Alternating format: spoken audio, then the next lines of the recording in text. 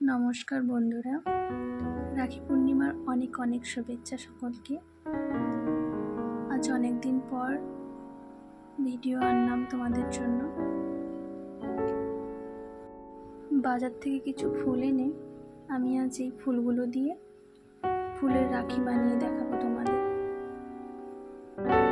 প্রথমে কাঁঠাল পাতা থেকে গোল গোল সাইজ করে দুটো কেটে নেব।